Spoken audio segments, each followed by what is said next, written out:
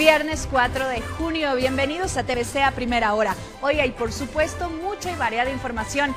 Hoy es un viernes inusual, hoy juega nuestro país por las eliminatorias mundialistas en Brasil, así que esperemos esta vez sí tener una victoria en el Brasil y por supuesto hoy con todo el ánimo y la energía que requiere porque hoy juega el equipo de todos en horas de la tarde. Muchísimo ánimo, por supuesto, a través de nuestra línea de WhatsApp también en el noticiero de la comunidad podremos escuchar y ver todos sus pronósticos.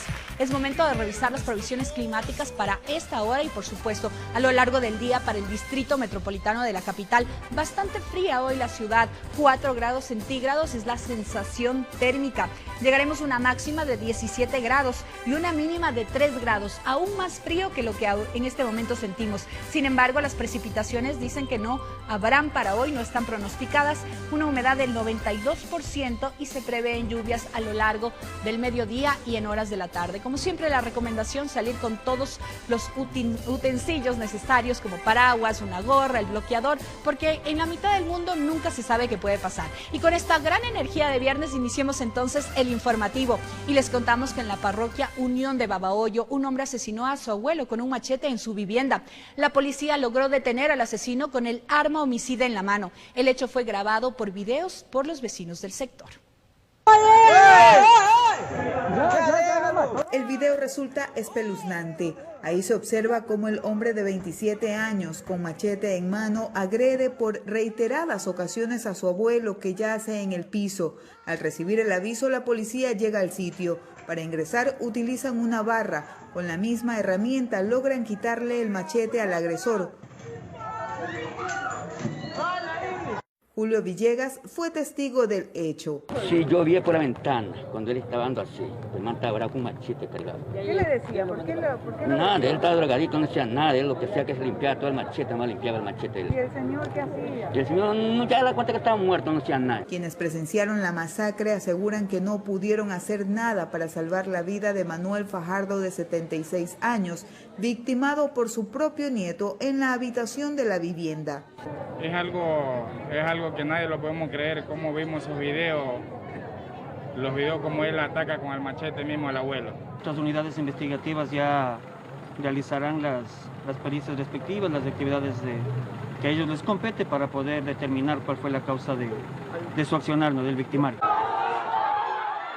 La Policía Nacional detuvo en flagrancia al nieto y trasladó el cuerpo de la víctima hasta la morgue de Babahoyo. Este hecho ha causado conmoción entre los unionenses, pues la víctima era muy conocida en el sector. Desde Los Ríos, informó Odette Camacho. Y familiares de un joven cuyo asesinato fue registrado por una cámara de seguridad en el Guasmo Sur exigen la captura de su autor y cómplice, pues afirman que no tenía enemigos. En otro caso, en la cooperativa Gallegos Lara, acribillaron a un hombre de 32 años que estuvo detenido 2 veces por tráfico de drogas. La víctima llegó en moto a la casa de su enamorada a dejar un encargo y fue abordado por alguien en una bicicleta. Discuten.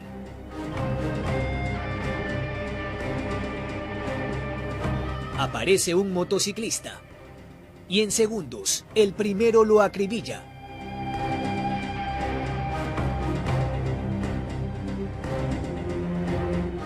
Luego huye con el otro sujeto.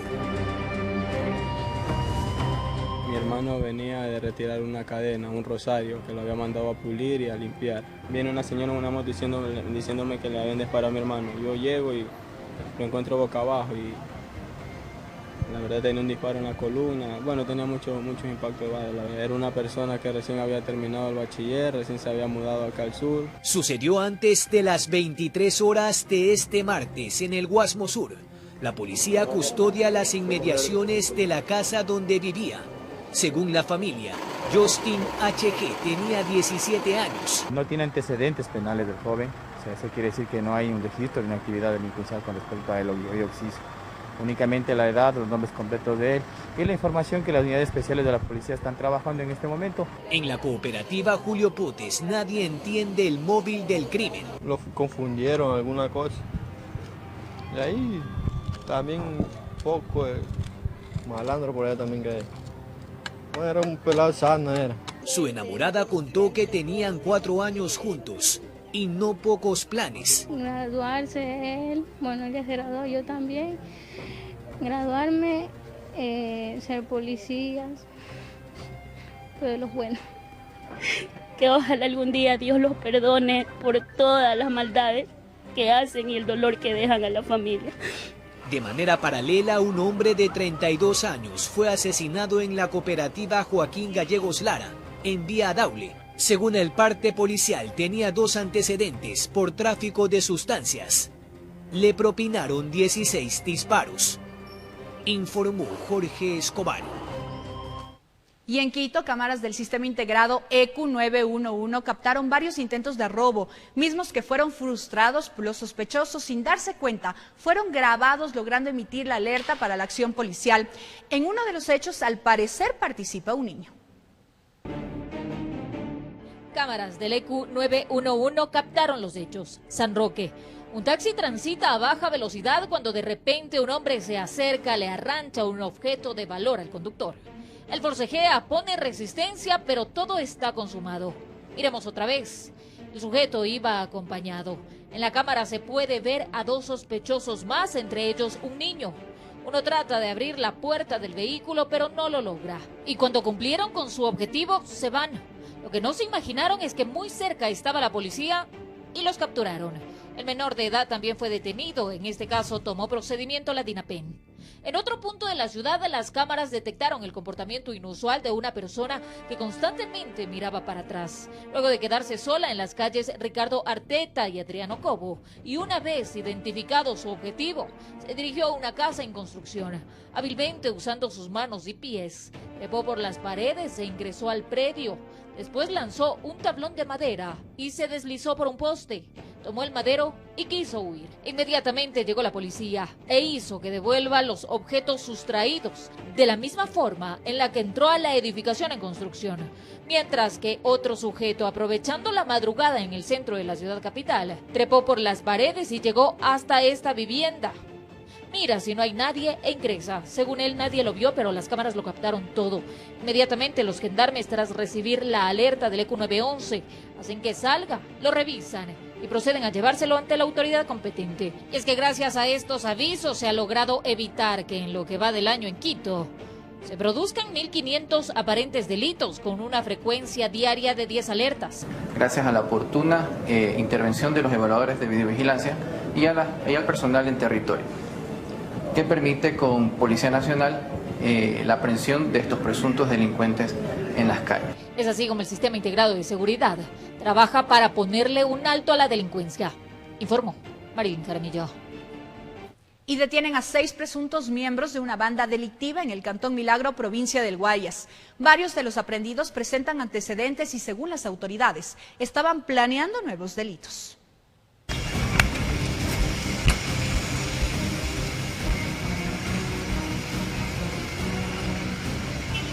Armas de fuego, municiones, celulares y demás evidencia decomisada. Es lo que encontraron elementos de la policía en 2 vehículos, en los cuales se transportaban 6 personas, uno de ellos de nacionalidad venezolana, que pretendían llevar a cabo delitos en el Cantón Milagro. Identificamos un taxi con 4 ciudadanos a bordo. Ahí fue interceptado ese vehículo y se identificó a 4 personas. Estos 4 señores con procesos judiciales anteriores. Se encontró también en la parte del asiento posterior del vehículo un revólver. Se mantuvo una vigilancia en ese sector para identificar al otro vehículo. Aquí se encontraban 2 ciudadanos a quienes también se le encontró un arma de fuego. Aún estaría por definir qué tipo de ilícitos intentaban realizar los ahora detenidos, pero que podrían estar vinculados a otros delitos que se cometieron en algunos cantones cercanos. Lo que se conocía era que estaban planificando ejecutar un asalto y robo. Alguna entidad económica de aquí de la ciudad de Milagro. Hemos sacado de circulación a 6 sujetos que muy probablemente hubieran causado algún delito acá en nuestro Cantón Milagro. La policía, por medio de inteligencia, logra dar el golpe y que ahora investigan a profundidad las conexiones que los aprehendidos tendrían con otras organizaciones delictivas. Informó Julio César Saúl. Cayó una banda delictiva que operaba bajo la modalidad de estafa. El operativo se realizó en Archidona, provincia del Napo. Los sujetos tenían en su poder una maleta con $2 millones falsos.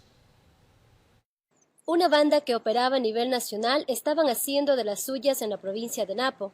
La policía estaba alrededor de un mes tras la pista. Los estafadores se dedicaban al tráfico de dinero falso.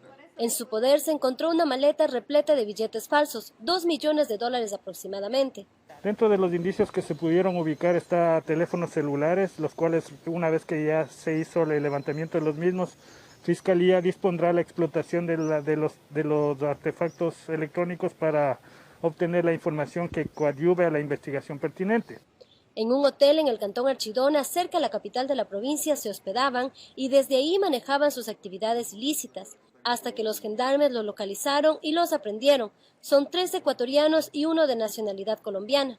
Está una copiadora que se presume que utilizan para sacar las copias de los billetes, y también se encuentra una balanza que en vez de contar los billetes pues, se presumiría que también los pesan y los entregan.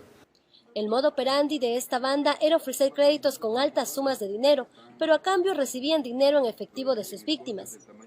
Estaban acopiando dinero de cierta manera, ofreciendo préstamos que al final de cuentas era solo un ofrecimiento, más no era una realidad. Se conoce que en otras provincias del país también estafaron a ciudadanos ingenuos bajo esa modalidad. La Policía Nacional tiene en su poder como evidencia la maleta de billetes falsos, dispositivos móviles y la impresora que era utilizada para sacar copias del dinero. Desde Napo informó Kelly Toapanta. Son las 5 de la mañana con 56 minutos y un ciudadano de nacionalidad rumana fue extraditado desde el Perú. El hombre era requerido por la justicia por el presunto delito de asesinato. El sospechoso habría acabado con la vida de 2 niños en Ambato a finales del 2019. Es el momento en el que el ciudadano rumano llega a Ecuador tras haber huido de la justicia. Y es que era requerido por el delito de asesinato. Todo ocurrió en diciembre del 2019, cuando el hombre al parecer puso fin a la vida de 2 menores de edad en Ambato de 10 y 15 años. Posterior del levantamiento de información preliminar, se tuvo conocimiento que los 2 menores quedaron al interior de un inmueble en vista de que sus padres en horas de la mañana habían salido a hacer sus gestiones profesionales a la ciudad de Ibarra. Los niños quedaron en casa y sus padres por temas laborales viajaron sin imaginar que al regresar los encontrarían sin vida, producto de las heridas con arma blanca y golpes que el hombre les habría propinado, pues el único que sabía de la ausencia de los padres aparentemente era el hoy detenido. El mismo que había sido contratado específicamente por los padres de los 2 fallecidos para que haga actividades de adesentamiento interno, tanto de pintura como de colocación de baldosas en el inmueble. La policía señala que la presunta motivación sería por el delito de robo, pero el sospechoso huyó. Se emitió entonces la alerta de difusión roja para su localización y captura. Finalmente, la Interpol dio con él. Creyó que para siempre huiría de la justicia. El ciudadano presunto autor de este hecho violento se encontraba en el país de Perú. Nosotros realizamos por intermedio de la notificación roja las acciones para poder irle a traer de Perú mediante la extradición. Y es que el trabajo coordinado entre la DINASED e Interpol de Ecuador permitió la colaboración de la Embajada y de Interpol de Perú, siendo detenido el sospechoso en la Embajada de Rumania el 26 de agosto del 2020, cuando estaba solicitando la obtención del pasaporte, pues encuentra órdenes de las autoridades competentes y deberá responder por el atroz crimen que dejó sin vida a 2 niños. Informó Marilyn Jaramillo. 2 minutos faltan para las 6 de la mañana de este viernes 4 de junio con muchísima energía. Hoy, como les decía, hay mucha información, pero en especial un viernes inusual. El equipo de todos juega el día de hoy a partir de las 7 de la noche a ponerle mucha energía, a mandar muchos ánimos hasta el Brasil para que traigan esta victoria. Y es momento de revisar las previsiones climáticas no solo de la capital, sino de varias ciudades de nuestro país. Primero en Quito tenemos una sensación térmica de 4 grados. La probabilidad de lluvia aquí será a partir del mediodía y llegaremos a una máxima de 17 grados. En cuanto a Guayaquil, la sensación térmica a esta hora es de 23 grados. Llegarán a una máxima de 29 grados. Ahí sí tendrán calorcito. La probabilidad de lluvia es del 0% en esta zona. Sin embargo, siempre es preciso que lleven un paraguas por si las dudas. En cuanto a Cuenca, 5 grados centígrados es la sensación térmica, entre 4 y 5. La máxima llegará a 13 grados centígrados. Bastante frío y ahí sí la probabilidad de lluvia es del 11%. Seguramente en horas de la tarde un cielo cielo parcialmente nublado tendrá Cuenca el día de hoy. Manta, 23 grados centígrados, una máxima de 29 grados centígrados. La probabilidad de lluvia ahí es del 0%, así que tomen en cuenta también para que disfruten de la playa en este viernes. Ambato, 8 grados es la sensación térmica, llegarán a una máxima de 20 grados y una probabilidad de lluvia del 14%. Así están las previsiones climáticas en varias ciudades de nuestro país. Para tenerlo en cuenta siempre al vivir en la mitad del mundo es un privilegio, pero también con el clima nunca se sabe. Continuemos entonces con el desarrollo informativo. En la parroquia de Aloac del Cantón Mejía, un adolescente de 16 años de edad fue víctima de agresión sexual, quien habría estado bajo efectos de licor. Los presuntos responsables fueron detenidos y cuentan ahora con prisión preventiva. A la menor de 16 años de edad, su hermana la buscaba y la encontró no en las mejores condiciones. Llegó hasta un departamento en el sector de Aloac. La chica estaba dormida, fuera de sus sentidos y completamente desnuda. Indicadores que algo pasó entre las paredes y no precisamente algo bueno. En estado de embriaguez, totalmente desnuda. Realizamos la valoración médica del adolescente, en la cual da positivo para violación. La chica horas atrás habría llegado hasta el departamento con 2 hombres puertas adentro, como que buscaron divertirse e ingirieron bebidas alcohólicas. Al calor de los tragos, la adolescente supuestamente fue abusada sexualmente. Los 2 amigos de la menor están como los principales sospechosos. Se sospecha de que ellos le inducieron, eso también es otro tipo de delito, ellos le inducieron a una menor de edad a ingerir bebidas alcohólicas. Los exámenes médicos determinaron que sí hubo penetración, lo que está por determinarse si los responsables son los 2 amigos con quienes ingresó al departamento. Por tratarse de una menor de edad, la figura penal habla de violación. La violación está tipificada en el artículo 171 del Código Orgánico Integral Penal.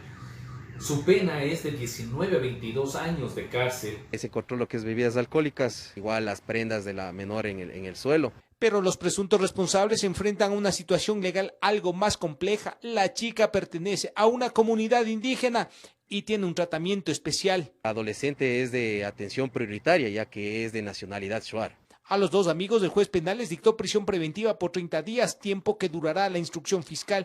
De ser encontrados responsables del delito de violación, pasarán largos años en la cárcel.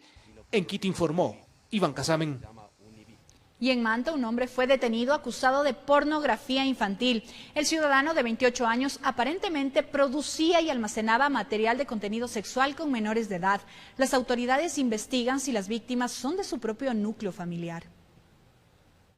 Tras 8 meses de seguirles la pista, un hombre de 28 años de edad fue detenido en Manta, provincia de Manabí, por el presunto delito de producción y almacenamiento de pornografía infantil. La Unidad Nacional de Ciberdelitos ejecutó la operación policial denominada Impacto 438, la cual logró la detención de un ciudadano que corresponde a los nombres de Brian José B., de 28 años de edad. Las evidencias, las autoridades incautaron equipos tecnológicos donde encontraron videos y fotografías con contenido sexual de menores de edad. Almacenaba en su cuenta de Google, que estaba vinculada a su teléfono, contenido explícito, como en este caso se encontró videos e imágenes con menores de edad con contenido sexual. El operativo fue liderado por la Unidad Nacional de Delitos Cibernéticos de la Policía Nacional, quien investiga si entre las víctimas del detenido están menores de su propio núcleo familiar.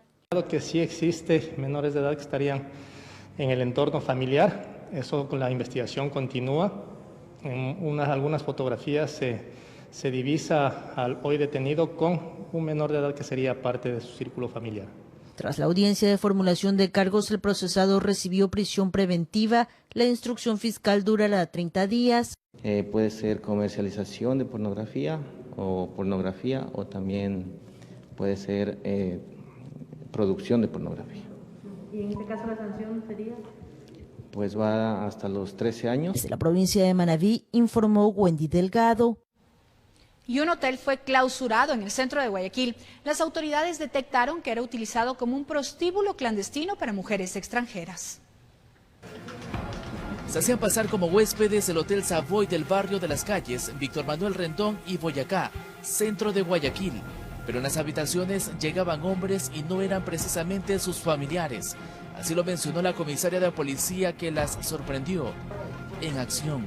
Y efectivamente, al realizar la inspección, verificamos la presencia de 15 trabajadoras sexuales, muchas de ellas en lencería.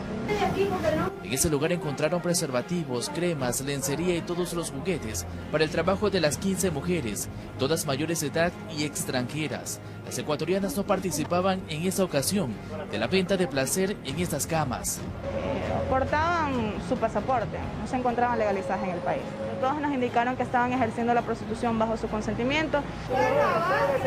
Pero ya váyase, pues. Así se marcharon por las calles del centro de la urbe porteña, cubiertas con sábanas, mientras que por acá de parte del Cabildo porteño y de la Intendencia colocaron sellos de clausura. Al realizar la verificación constatamos que contenía permisos como hospedaje, para ofrecer servicios de hospedaje, como hotel. Y la sanción es alrededor de 30 días por funcionar sin permisos y desviar la actividad.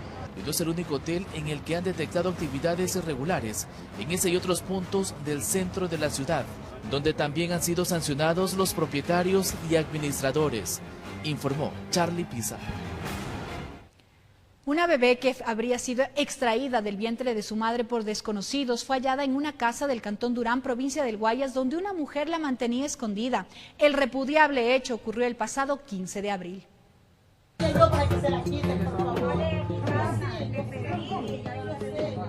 Así se dio la intervención de agentes de la DINASED de la Policía Nacional junto a elementos de la Fiscalía tras una extensa tarea de investigación. Llegaron a una cooperativa en Durán donde en una vivienda localizaron a esta bebé de tan solo 2 meses a quien sacaron del vientre de su madre sin consentimiento. Por cuanto la denunciante, la abuela materna, señala que a su hija que está embarazada, una señora se la llevó de su casa de Paraíso de la Flor en Guayaquil y la hizo dar a luz en una casa con una partera. El 24 de marzo del presente año se reportó a la señora que tiene un porcentaje de discapacidad intelectual como desaparecida y el 15 de abril la encontraron desconcertada en la terminal terrestre de Guayaquil. Y de ahí la niña estaba totalmente, se desconocía el paradero y su localización. Las investigaciones de la policía de la DINASED junto con la Fiscalía se pudo establecer quién era la persona que se había llevado a la madre cuando todavía estaba en estado de gestación. La mujer que tenía a la niña fue detenida en el allanamiento. Ya rindió sus primeras versiones y se busca esclarecer si otros ciudadanos que serían vecinos de la madre afectada estarían involucrados en este delito. Recuperada la menor, que obviamente va a ser sometida a exámenes médicos, luego el examen de ADN para poder luego entregar a la persona que realmente debe estar. Informó Adriana Peralta. Y el operativo denominado Impacto 442 fue ejecutado en la Unidad Nacional de Investigación Antidrogas del Cantón Arenilla, provincia del Oro. Veamos. Enterrados en los patios de una vivienda ubicada en la parroquia Chacras del Cantón Arenillas, agentes de la unidad antidrogas hallaron 18 sacos de yute, que al abrirlos fueron descubiertos 734 bloques tipo ladrillos. Esta organización había buscado como centro de acopio un lugar cercano a la frontera. Precisamente con tareas de gestión investigativa se logra determinar que había esta sustancia tipo marihuana, estaba enterrada. La sustancia verdosa dio positivo para marihuana con un peso aproximado de 730 kilos. En la incursión fueron detenidos 2 ciudadanos quienes se hallaban en el interior de la vivienda. Aparentemente, de acuerdo a las tareas de gestión investigativa, se encontraban justamente en el inmueble. Eso ya se terminarán las investigaciones, la participación de ellos como en el papel que hayan estado jugando dentro de la organización. Según el jefe de la unidad antinarcóticos, el sitio estaba siendo utilizado como centro de acopio y se presume que por la cercanía a la frontera con el vecino país de Perú, el cargamento iba a ser sacado por pasos ilegales existentes en el sitio. Son uno de las vías de transporte prácticamente de la marihuana hacia el sur, hacia Chile, que se están localizando y se están identificando en la línea de frontera. El alcaloide tenía un logotipo de forma de escorpión que al parecer identificaba a la organización delictiva a quien estaba dirigida. En la audiencia de calificación de flagrancia, el juez dictaminó prisión preventiva para los sujetos, mientras la droga quedó bajo cadena de custodia en la unidad policial, informó Richard Ceballos.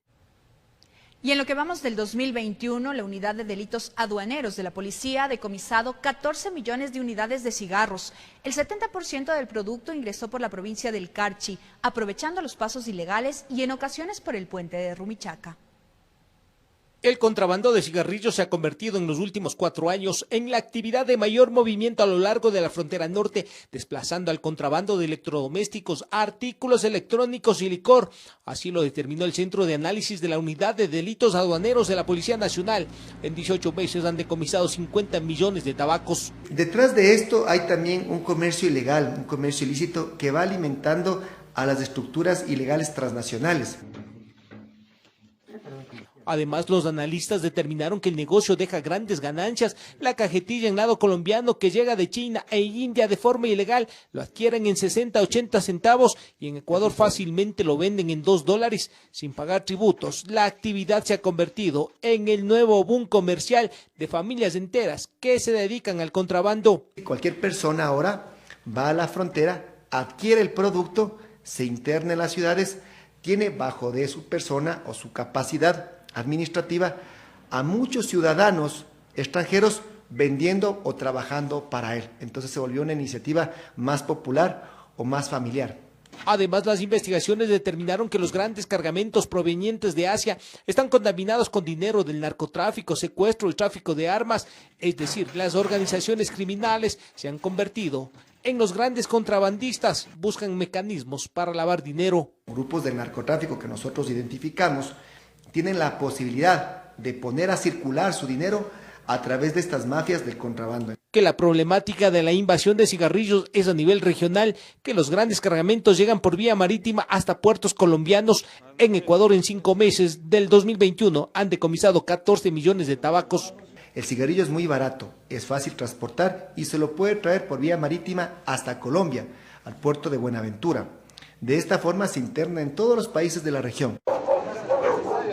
En Ecuador, el 70% de cigarrillos de contrabando ingresa por la provincia del Carchi, 20% por Sucumbíos y 10% por Esmeraldas, informó Iván Casamen. Y es momento de ir hacia los exteriores para conocer cómo amaneció la capital. Adriana Rojas se encuentra en el sector del Tejar, en el centro de la capital. Ahí tiene el reporte del tráfico. Adriana, muy buenos días. Esa zona es bastante congestionada. ¿Cómo amaneció el día de hoy?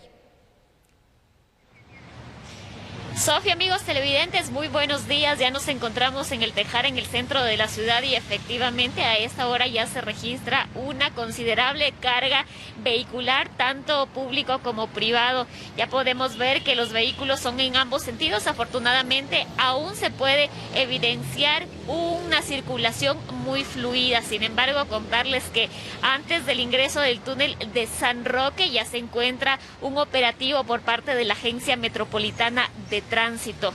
Ellos están haciendo precisamente la verificación de las placas. Recordemos que todavía está vigente el hoy no circula, y este día viernes no pueden salir aquellos vehículos cuyas placas terminen en 0, 1, 8 y 9, así que muchísima precaución. Ya inició a regir esta medida desde las 6 en punto de la mañana hasta las 23 horas. También contarles que hemos podido evidenciar que dentro del transporte público no se estaría cumpliendo sobre todo el aforo de las personas. Hay transportes que llegan con gran cantidad de personas, todos sentados, y un gran número de personas, sobre todo de pie. Así que también hacer un llamado de atención a la ciudadanía en torno a la mascarilla. Dentro del autobús también hemos podido ver que algunos se bajan la mascarilla, se la ponen en la barbilla, en el cuello, se la bajan sobre todo para hablar por teléfono, así que también un llamado de atención en este sentido. Seguimos insistiendo en el correcto uso de la mascarilla y que sea permanente, sobre todo en los exteriores, dentro de los buses de transporte público, también el distanciamiento, el aforo respectivo.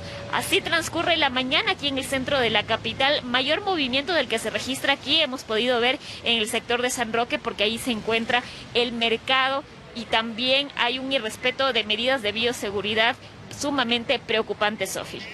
Gracias, Adri, por ese reporte. Entonces esperemos las autoridades de la Agencia Metropolitana de Control y Seguridad del Distrito Metropolitano hayan escuchado el reporte de Adriana para que de inmediato vayan allí. Y una petición a los moradores, quienes hablen por teléfono sin mascarilla, intenten hablar con mascarilla y pregúntenle al otro si les escucha bien. Estoy seguro que la respuesta será favorable y así evitarán cualquier tipo de propagación del virus. Es momento de una pausa comercial, pero enseguida regresaremos con mucha información, porque el retorno a clases no se necesitarán uniformes ni tampoco textos extra. Con esta información regresamos.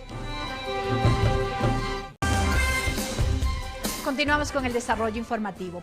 Para el retorno a clases, las instituciones educativas no podrán obligar al uso de uniformes, ni tampoco pedir a los familiares que adquieran textos o material didáctico adicional. El regreso será voluntario, caso contrario se puede denunciar. Semipresencialidad. La ministra de Educación, María Brown, se pronunció sobre el retorno progresivo y voluntario a clases presenciales en más de 1.000 establecimientos. Reiteró que no es obligatorio y que podrá posponerse si el establecimiento lo considera pertinente. Fue bastante enfática. Ninguna institución educativa podrá obligar a los estudiantes a regresar a la presencialidad. Si esto sucede, pueden denunciarlo al correo denuncia.retornoobligatorio@educacion.gov.es y el Ministerio tomará las medidas correspondientes, porque nadie está en la potestad de vulnerar el derecho a la educación. Y como hay que adaptarse a esta nueva normalidad, hizo más anuncios. En este retorno a la semipresencialidad, las instituciones educativas no podrán obligar el uso de uniformes ni pedir a las familias que adquieran textos escolares o materiales didácticos adicionales a los ya solicitados para las modalidades de educación no presencial. Explicó que 1.102 establecimientos están en la ruralidad y 199 planteles en el sector urbano, pero hay algunos que son puntos de vacunación. Los 16 establecimientos que han sido designados como puntos de vacunación de entre estas 1.301 deberán esperar un poco hasta coordinarlo con el Ministerio de Salud Pública. Brown explicó que en medio de este retorno los docentes ya han sido vacunados. Más de 183.000 funcionarios de educación pública, privada y fiscomisional han recibido la primera dosis de vacuna contra la COVID-19 y más de 6.000 ya recibieron la segunda dosis. El año pasado, por ejemplo, y a inicios de este, ya se realizaron algunos planes piloto, explica, de retorno controlado en 501 instituciones, de esas 1.301. Los pilotos o pruebas fueron muy exitosos. No se registró ningún brote o contagio generado en las instituciones educativas. Los establecimientos que recibirán a los estudiantes este lunes son aquellos que ya tienen los planes pilotos aprobados. Informó Marilyn Jaramillo. Y en este mismo tema, 43 planteles estudiantiles están habilitados en Guayaquil para recibir a los alumnos a clases presenciales desde este lunes 7 de junio. Según las autoridades, reiteramos, estas instituciones no deben cobrar por uniformes ni tampoco ningún tipo de valor extra. Que se trataría de un retorno progresivo a clases, es lo que informaron autoridades de Guayaquil respecto a lo expuesto por el gobierno. La alcaldesa del puerto principal daba detalles de cómo se daría este regreso de los estudiantes a las aulas. Serán alrededor de 3.000 niños y jóvenes que regresen a clases con todas las medidas de bioseguridad en la ciudad de Guayaquil a partir de la próxima semana. Alan Acay, director de gestión de riesgo del municipio de Guayaquil, nos contaba que son 43 los planteles que estarían habilitados para este día lunes 7 de junio, fecha a la cual se tiene previsto se reactive de forma voluntaria para los padres la educación en el país. Estamos promoviendo, por ejemplo, que se mejore la parte de ventilación natural de las áreas y que muchas de las actividades las puedan hacer fuera de las aulas, sino en áreas abiertas. Frente a esto, los padres de familia también tienen opiniones divididas, pues aparte del temor por el COVID-19, los distintos gastos en educación también son motivo de preocupación. ¿Usted sí enviaría a sus hijos a clase? Bueno, estamos en duda también si enviarlos o no. Porque mire la pandemia que estamos ahorita, las escuelas no están todavía arregladas, no hay nada todavía eso, entonces es un peligro para mandar a nuestros hijos. Informó Julio César Saona.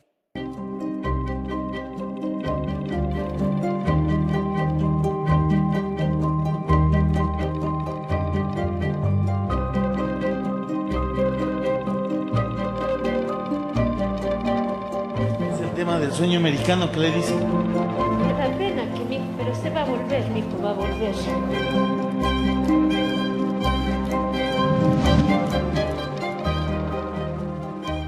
Viajar a Estados Unidos irregularmente podría costar hasta $15,000. Familias enteras se endeudan para cumplir el sueño americano sin saber que en muchas ocasiones este objetivo no se cumple. Un collar de lágrimas dejo en tus manos. Ya sabemos que en el aeropuerto de Cotopaxi muchos compatriotas esperan bajo el pretexto de hacer turismo llegar a México, para luego avanzar hacia los Estados Unidos. ¿A qué ciudad va? Voy a la Ciudad de México. ¿Distrito Federal? Sí, la Ciudad de México. Allá, de ahí para ver para dónde, porque diría que ir a un lugar específico no, porque siempre se compran los tours, pero no siempre se va por esos lugares. Al menos yo, del tour, lo que voy a visitar es a la Virgen de Guadalupe. Eso sí, porque soy creyente. A algunas personas se les escucha decir mientras están en la terminal aérea que guardan la esperanza de pisar suelo gringo. A unos se les nota en el tono de voz y a otros en los gestos, en las miradas o en la sonrisa. ¿De dónde son ustedes? De Chimborazo.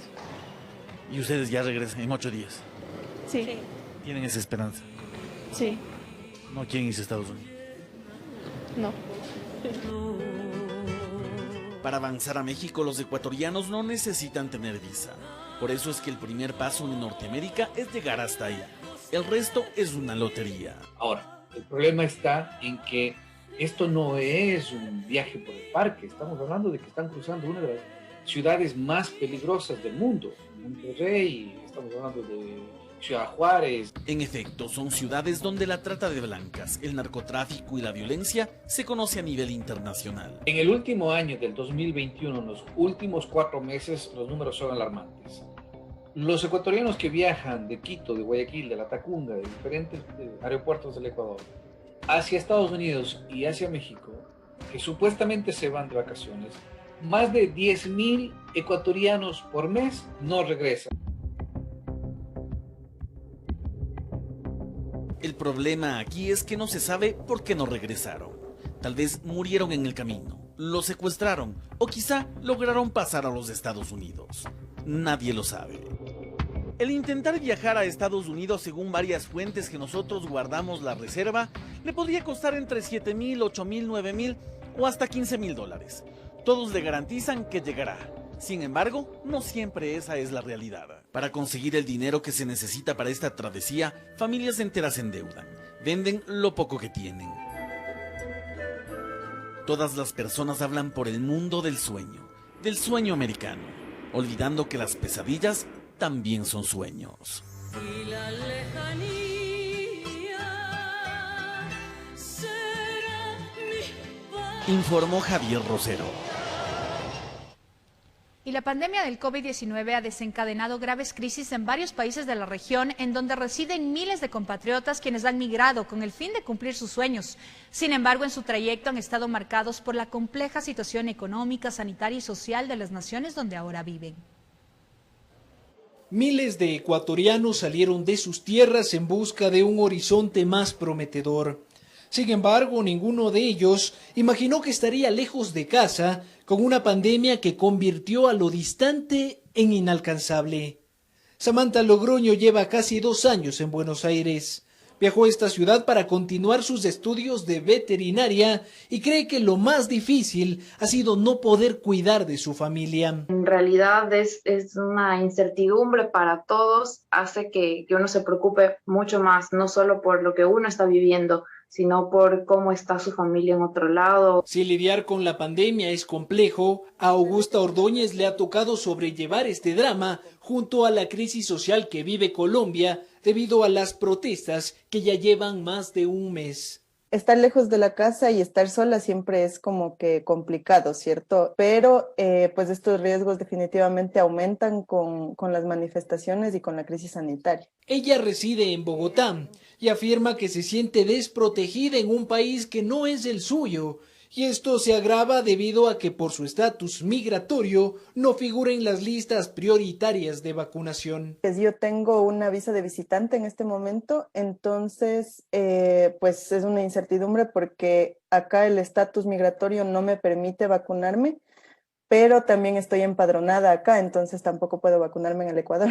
Jonathan Arellano es un arquitecto quiteño que vive en Lima y según comenta, las crisis políticas y sanitarias lo han acompañado desde que llegó a tierras peruanas, aunque ahora se siente más desprotegido que nunca porque no cuenta con la asistencia del gobierno de este país. Cada gobierno está enfocado en resolver las necesidades de sus ciudadanos y en el exterior nosotros no tenemos alguien que nos dé un apoyo, un soporte. Según el INE, casi el 30% de salidas del país son de ecuatorianos que tienen como destino algún país de Sudamérica.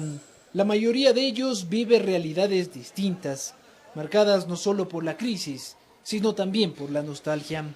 En Quito informó Álvaro Terán. Y en otro tema, después del anuncio del Ministerio de Turismo de eliminar las pruebas PCR como requisito para ingresar al país, médicos advierten que estas medidas pueden ser contraproducentes en el combate a la pandemia.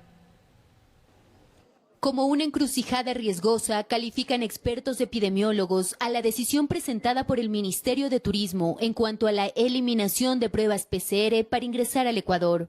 Anuncio que lo hizo Niels Olsen, representante de esta cartera de Estado. A partir de ahora vamos a eliminar el requerimiento obligatorio de la prueba PCR para los pasajeros nacionales e internacionales que tienen el certificado de vacunación. Sin este requisito, los viajeros que decidan llegar al país únicamente deberán presentar su certificado de inmunización, que a criterio del PhD Enrique Terán, esta medida no sería efectiva ante el control de contagios. Como turista, por ejemplo, si es que quiero viajar a Estados Unidos, es indispensable que viaje con una prueba PCR negativa. Simplemente no me dejan abordar si es que no tengo. Entonces yo puedo decir, es que me cuesta, es que ¿por qué no quiero hacerme? Y la respuesta es sencilla, entonces no viaje. En 2020, desde la cartera de turismo se reportó una caída histórica de ingresos. Aseguran que la reactivación económica es urgente para el sector. 2.500 millones de dólares desde que inició la pandemia.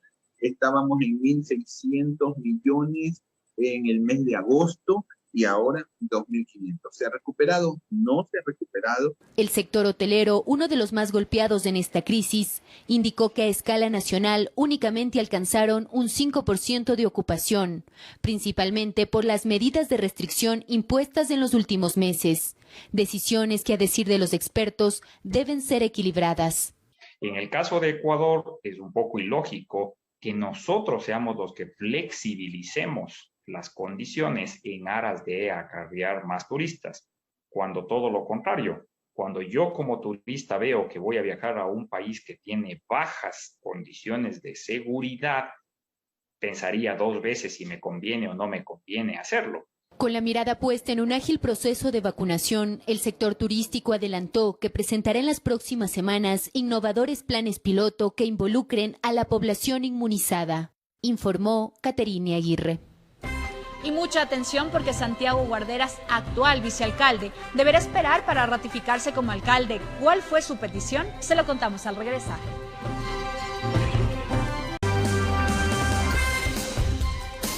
Continuamos con información de la capital. Santiago Guarderas, actual vicealcalde de Quito, asumiría la administración del municipio capitalino de ratificarse la remoción del alcalde Jorge Yunda. Guarderas hizo un llamado a todas las empresas públicas para que no realicen contratos ni pagos de última hora durante el proceso de transición. 2 eran los pedidos de remoción del cargo del alcalde Jorge Yunda. El primero se retiró cuando estaba en pleno trámite y en medio de la sorpresa y malestar de los ediles, porque su titular Marcelo Ayo aseguraba que no existían los votos, sosteniendo que ya se habrían negociado. Pero fue en el segundo que se alcanzó los 14 afirmativos que se requerían. En tela de duda estaban los del bloque correísta. Sin embargo, Brit Baca, de esta bancada, rechaza tal aseveración. Indica que como toda decisión importante hubo una reunión previa con sus compañeros y se decidió votar de acuerdo a cómo cada uno percibió las pruebas. Yo me acojo a la libertad de conciencia. Yo ya tenía definido mi voto. Todo puede pasar en el tema político, dice el concejal Fernando Morales de Concertación, quien también votó a favor. Señala que en este caso a las bancadas no les quedaba más que hacer lo correcto, porque las pruebas eran más que obvias. No le veo algo novedoso, algo sorprendente, sino que se cumplió con lo que la normativa manda y se apeló a la conciencia de cada concejal. Y es que dentro de los incumplimientos en los que habría incurrido Yunda está lo más importante y lo que es obligatorio coinciden, la rendición de cuentas. La máxima instancia de participación ciudadana es la Asamblea del Distrito Metropolitano de Quito, donde no se rindió informe, no se rindió cuentas, no se presentó la información que se requería. La prueba estaba una certificación de la Secretaría del Consejo diciendo que no se había convocado a la rendición de cuentas del ejercicio del año 2019. Así el pedido de remoción se aprobó y aunque queda un proceso por delante, antes de hablar que Santiago Guarderas, vicealcalde, asuma el cargo, este hizo un llamado a todas las empresas públicas metropolitanas a continuar trabajando y brindando un mejor servicio a la ciudadanía y algo más. Pero quiero invitarles a que en esta situación de transición no hagan contratos de última hora. No hagan transferencias ni pagos sobre contratos irregulares. Caso contrario, dejó una clara advertencia. Si es del caso, presentaré ante las autoridades de control, Contraloría, Fiscalía, si se dan movimientos irregulares en esta época de transición. En Quito informó Adriana Rojas. Y tras la decisión del Consejo Metropolitano de aprobar la remoción del alcalde de Quito, Jorge Yunda, el burgomaestre tendrá que esperar la decisión del Tribunal Contencioso Electoral para certificar o no su salida del municipio. Yunda dijo que esperará el pronunciamiento del Tribunal Contencioso Electoral para analizar si lleva a cabo el caso a otras instancias. La remoción de Jorge Yunda de su cargo como burgomaestre de la capital aún tendría que pasar por un filtro más para ser ejecutada. Una vez notificadas a las partes sobre la decisión del Consejo Metropolitano, el alcalde tiene un plazo de 3 días para solicitar la revisión del proceso en el Tribunal Contencioso Electoral. Bueno, eso sí creo que es una responsabilidad pedir a las autoridades pertinentes que supervisen y se vigile que hubo el debido proceso. El TCE, en un término máximo de 10 días, tendrá que analizar si las acciones de forma, en este caso, respetaron el debido proceso y de esta manera certificar o no la decisión del Consejo Metropolitano. Esta consulta solamente puede ser solicitada para que este tribunal emita un pronunciamiento sobre los aspectos meramente formales o procedimentales en la sustanciación del trámite de remoción, es decir, no vamos a entrar a discutir los asuntos relativos a si hubo o no hubo la causal por la cual a él se le ha removido del cargo. De ser apegado el dictamen del tribunal a lo resuelto por el Consejo Municipal, el alcalde Yunda también tendría otras opciones para intentar apelar su destitución. Esa sentencia del Tribunal Contencioso Electoral podría ser impugnada por el alcalde Yunda a través de una acción extraordinaria de protección, evento en el cual el tema va a manos de la Corte Constitucional. Acciones que, según el abogado defensor de Yunda, estarían bajo la decisión del burgomaestre. No sé si el doctor Yunda simplemente no desea continuar con este tema. Es una decisión propia de él y hay que respetarla. Yo creo que eso está dado y yo prácticamente el abogado que me defiende me ha manifestado que esperaré ya la notificación, entiendo que es de el Tribunal Contencioso Electoral, y desearle la mejor de las suertes en esta situación. Pero lo que sí resalta Icaza es que considera que el proceso no tuvo las causales suficientes para determinar la salida de Yunda del municipio. Las motivaciones no fueron en derecho, las motivaciones fueron de carácter político, algunos personal, buscaron alguna suerte de justificar lo que hacían. Ante esto, la ciudad seguirá a la incertidumbre si cambiará o no la cabeza administrativa de la capital, en medio de una urgente llamada para solucionar los problemas que atañen a la carita de Dios, informó Mauricio Sánchez. Y los buses de transporte urbano de Guayaquil volvieron a laborar la jornada completa. La paralización parcial del transporte público se suspendió luego de que iniciaran diálogos entre la dirigencia de ese gremio y el gobierno central. El servicio retornó a jornada completa. Para los usuarios esto ya se pedía a gritos porque en muchos casos ya no había de dónde sacar para pagar por otras alternativas de transporte a precios más elevados. Ay, sí, buenísimo. Es más facilidad para uno movilizarse. Sí, afecta demasiado, ya que por la mayoría de la gente ganamos el sueldo básico. Siempre, cada alza de pasaje quieren mejorar. Mejoran por 2 meses. Luego de 13 días de paro parcial, los transportistas urbanos levantaron la medida y retornaron. Según Cristian Sarmiento, presidente de la Federación de Transportistas a nivel de Guayas, esto se da gracias a los diálogos alcanzados con el gobierno central, conversaciones en las cuales se trataron temas como el alza de combustibles. Que no se incremente el costo del combustible durante este mes, el próximo mes y los meses que sean necesarios, hasta que se elabore un reglamento que focalice el combustible. Sarmiento señala que no se impondrá un pasaje más elevado y se buscará modificar la operación que les permita obtener menos pérdidas en jornada completa. Saber con cuántos vehículos estamos contando actualmente y al mismo tiempo saber con cuántos vehículos tendríamos que contar para dar la jornada completa. De su parte, el concejal de Guayaquil, José Flores Sánchez, señaló que a pesar del levantamiento de esta medida, él continuará con la denuncia que planteó en días pasados en contra de la Federación de Transportistas Urbanos, diligencia que se encuentra en etapa de indagación previa y que se basa en la prohibición de la paralización del servicio público establecido en la Constitución de la República. En concordancia con esto, el artículo 346 del Código Orgánico Integral Penal COIP sanciona con una pena privativa de libertad de 1 o 3 años a aquella persona que cometa ese delito. Informó José Morales.